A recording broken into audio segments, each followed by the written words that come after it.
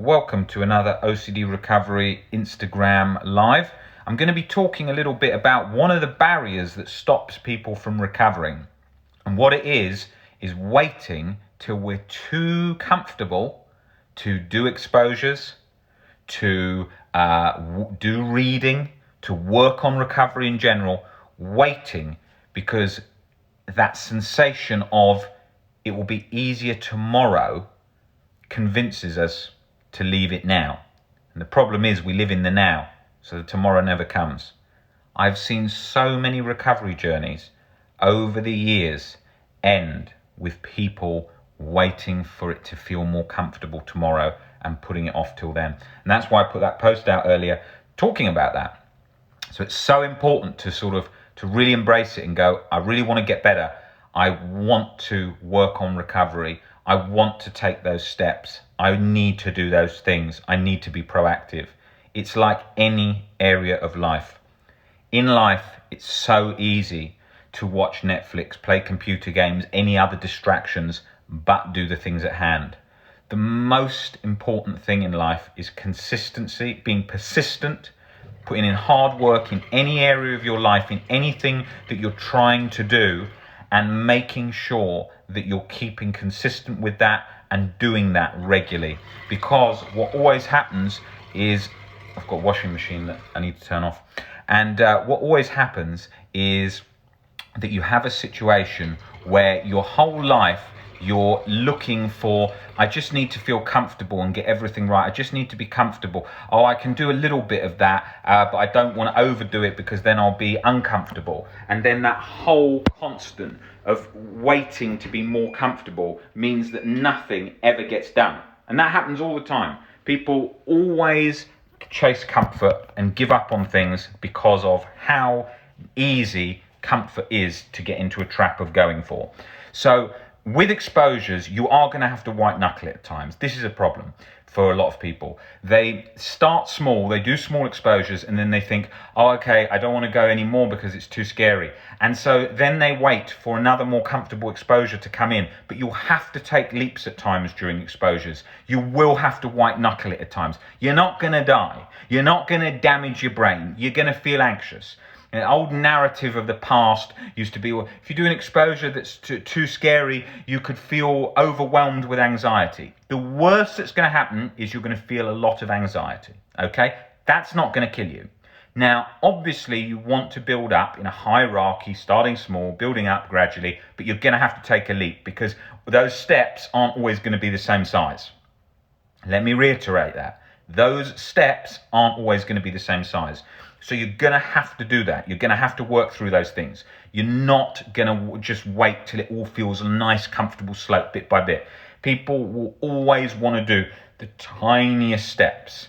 Yeah, you're not going from holding a tiny spider to having a pet tarantula in an hour, but you're going to have to build up through the steps. And you can do these exposures on your own. That's another old narrative that you can't think of any exposures yourself. Of course you can. What is an exposure? It's facing a fear. You can work those out. You can think those things. You can just assess those in your mind and think, what would be a good way to get into that fear? How could I target that? And you will do that. You will be able to invent that. Otherwise, if you're waiting all the time for every exposure to be designed, you're going to be taking so long. You've got to think of them yourself. Little bits change, make little bits of change all the way along as you go. And people get so worried, oh, what if I do it wrong? Well, what happens? You feel a bit of anxiety. That's all. It's not the end of the world. So that's key. Other things with discomfort is like reading and doing things like that. No one, unless you really love reading, which a lot of people do, and I love reading and enjoy it, but a lot of time, if I've got to do a lot of reading and I don't really want to do it, I think, I'll put that off for tomorrow. And then it becomes a cycle of putting off and putting off and putting off. So you really do need to just go for it. Like anything in life, you need to just go for it, and then you need to be persistent, a one day at a time approach. Same as the gym. If you go to the gym, you've got to go through that workout, and you've got to make it a regular thing until it becomes a habit, until it becomes a new way of life, until that becomes what you believe in, you embody. So if you feel, if it's a way you love to feel and feel good from it, it's like a habit, like brushing your teeth. You've got to make these things habits, and that's got to be the same with OCD recovery. It needs to be a lifestyle. It needs to be a habit that build up. It needs to be that whole journey that then becomes the way you live, and the way that becomes your new way. You are the person who's getting you better. I may guide you through our work and what we do, but it is you that's walking it and taking those steps and gonna get you better. And that's key. So think of it like this. You're gonna feel some discomfort. You could be more comfortable not doing some things. Right, but where's it gonna get you? It's gonna leave you in exactly the same place you have probably been in for years, at a plateaued, coasting-like phase where most people are, a word that I coined to describe this sort of going along with anxiety, not feeling great, but just functioning well enough. Or you may be in a crisis where you're feeling loads of anxiety and thinking, how am I going to get through this?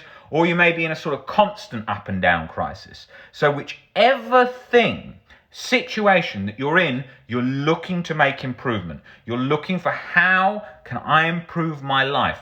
What steps can I take to make change, and implementing those? And that is going to involve discomfort. Why?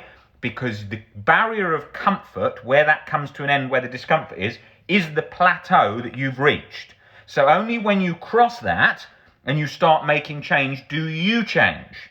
So that is key. You have got to enter into that to create that change for you to change.